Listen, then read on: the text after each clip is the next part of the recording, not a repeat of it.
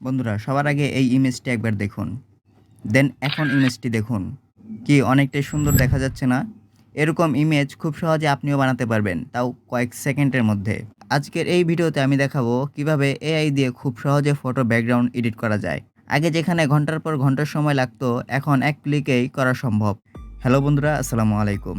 আমাদের অনেক সময় সুন্দর ছবি থাকে, কিন্তু ব্যাকগ্রাউন্ডটা একদম ভালো লাগে না।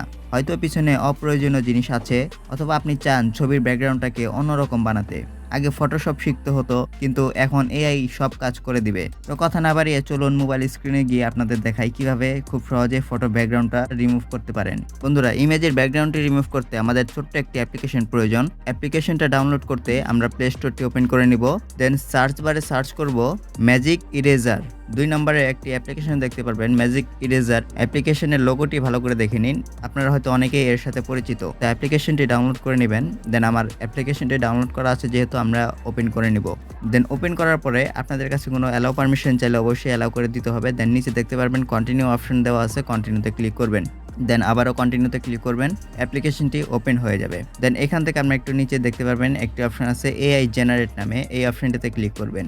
বন্ধুরা, আমরা যেহেতু এই অ্যাপ্লিকেশনটি ফ্রিতে ব্যবহার করব, সেজন্য উপরে ক্রস অপশনে ক্লিক করব। দেন অ্যাপ্লিকেশনটি আমরা ফ্রিতে ব্যবহার করতে পারবো। এখান থেকে আপনারা লক্ষ্য করবেন নিচে একটি অপশন দেওয়া আছে এআই ফিল্টার, এই অপশনটিতে ক্লিক করবেন। দেন এখান থেকে আপনারা সাইডে স্লাইপ করবেন। দেন এখান থেকে অনেক ব্যাকগ্রাউন্ড আপনারা সিলেক্ট করতে পারবেন। আরও একটি কথা বন্ধুরা, এখান থেকে কিন্তু আপনারা সব ব্যাকগ্রাউন্ড ইউজ করতে পারবেন না।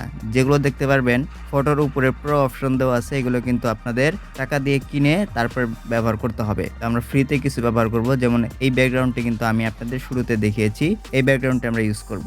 দেন এই ব্যাকগ্রাউন্ডটিতে ক্লিক করব। দেন অ্যালাউ পারমিশন চাইলে অবশ্যই অ্যালাউ করে দিতে হবে। এখান থেকে আপনারা আপনাদের ইমেজটি সিলেক্ট করে নেবেন। তো এখান থেকে আমি এই ইমেজটি আমি সিলেক্ট করে নিলাম। যেহেতু ফ্রি অ্যাপস, এটা অবশ্যই আপনাদের অ্যাড শো করবে। অ্যাডটি কয়েক সেকেন্ড থেকে ক্লোজ করে দিবেন। দেন কয়েক সেকেন্ডের মধ্যেই দেখতে পারবেন আমাদের ফটোটি কিন্তু খুব সুন্দরভাবে ব্যাকগ্রাউন্ডটি রিমুভ হয়ে গেছে।